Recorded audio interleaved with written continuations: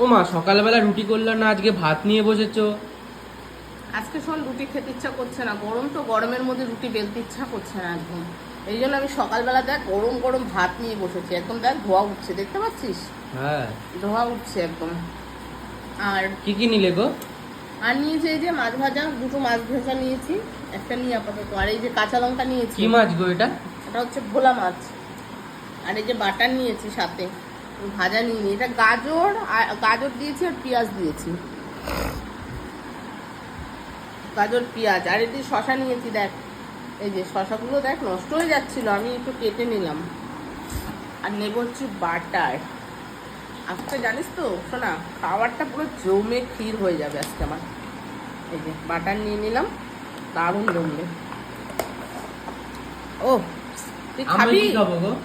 তুই খাবি সেটা আমি কি বল। খাবো? তুই তোর